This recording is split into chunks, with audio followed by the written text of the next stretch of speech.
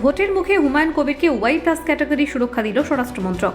পশ্চিমবঙ্গে বিধানসভা ভোটের মুখে এবার হুমায়ুন কবিরকে সুরক্ষা দিল অমিত শাহের মন্ত্রক। কেন্দ্রীয় নিরাপত্তা পেলেন ভরতপুরের হুমায়ুন কবির। তাকে স্বরাষ্ট্রমন্ত্রকের তরফে ওয়াই প্লাস ক্যাটাগরি সুরক্ষা প্রদান করা হয়েছে।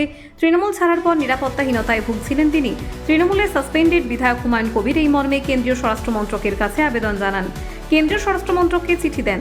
চিঠি পেয়ে তাকে কেন্দ্রীয় স্বরাষ্ট্রমন্ত্রকের তরফে ওয়াই প্লাস ক্যাটাগরি নিরাপত্তা প্রদান করা হয়।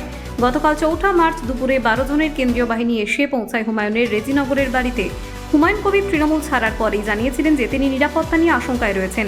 রাজ্য পুলিশের নিরাপত্তা থাকা সত্ত্বেও কেন্দ্রীয় নিরাপত্তার জন্য তিনি আদালতের কাছে আবেদন করেন।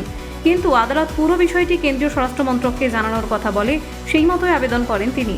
আর সেই আবেদনের পরিপ্রেক্ষিতেই গতকাল হুমায়ুন কবিরকে ওয়াই প্লাস ক্যাটাগরি সুরক্ষা প্রদান করা হয়।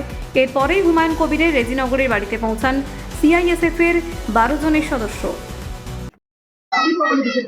কি বলবো, এটা মহামান্য হাইকোর্টের কাছে, যেহেতু বাবরি মসজিদ করার জন্য আমাকে উত্তরপ্রদেশ থেকে শুরু করে বোম্বাই থেকে শুরু করে বিভিন্ন জায়গায় এবং কি কলকাতারও বিজেপির কিছু নেতা জানেন যে ডাইরেক্ট হুমকি দিয়েছে যে আমাকে প্রাণে মেরে ফেলা হবে, আমার গর্দান কেটে দেওয়া হবে। এই সমস্ত হুমকি অনেক পেয়েছি।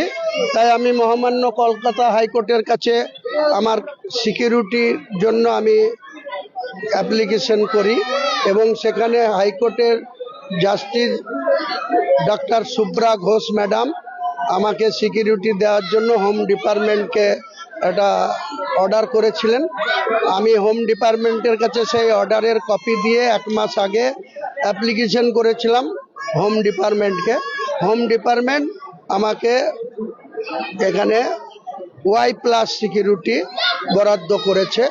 সবসময় আমার সঙ্গে আমার বাড়িতে এবং আমার সঙ্গে যেখানে আমি মুভমেন্ট করব আমার সঙ্গে সিকিউরিটি থাকবে, কেন্দ্রীয় সিকিউরিটি।